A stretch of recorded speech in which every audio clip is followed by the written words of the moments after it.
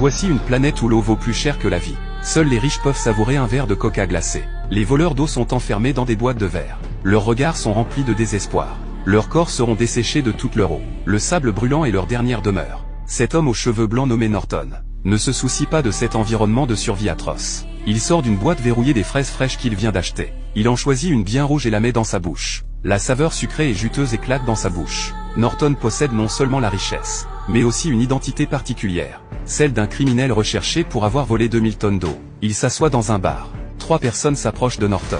Ce sont de célèbres chasseurs de primes. Quelqu'un a offert une fortune pour la tête de Norton. Le ton de la femme est plein de menaces. Norton réagit extrêmement vite. Dans la confusion, un chasseur de primes tire, blessant la main droite de Norton. Norton est instantanément en position de faiblesse. Le chasseur de primes recharge son arme pour en finir. Une femme intervient pour l'aider, c'est une justicière. Norton pense calmement sa blessure, remercie la femme, puis quitte rapidement les lieux. Une autre équipe de chasseurs de primes cachés dans la foule a déjà repéré Norton. La nuit va bientôt tomber. Norton allume un feu de camp en pleine nature. Soudain, des bruits de pas se font entendre. La femme qui a aidé Norton l'a suivi. La femme souhaite accompagner Norton. En fait, Norton possède un puissant pouvoir de régénération. Peu importe quelle partie de son corps est endommagée, elle peut se régénérer.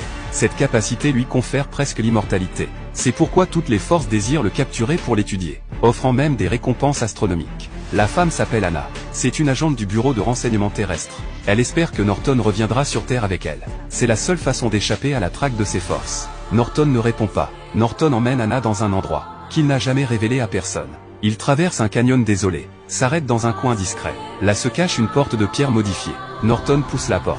Un refuge caché apparaît devant Anna. En prenant l'ascenseur fabriqué par Norton lui-même, Anna découvre avec surprise que des plantes poussent ici, et qu'un petit ruisseau clair coule. Ce sont les ressources les plus rares sur cette terre dévastée. C'est la dernière barrière de Norton avec le monde extérieur.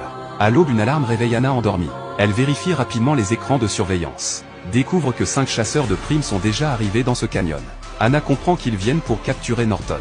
Les chasseurs de primes qui se sont séparés ne savent pas que Norton est déjà caché dans l'ombre. Il observe leurs mouvements. Après un combat intense, Norton élimine 3 chasseurs de primes, mais tombe gravement blessé au sol.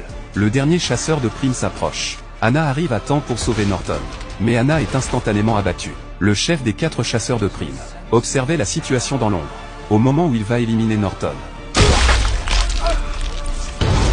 Norton lève péniblement la tête pour observer.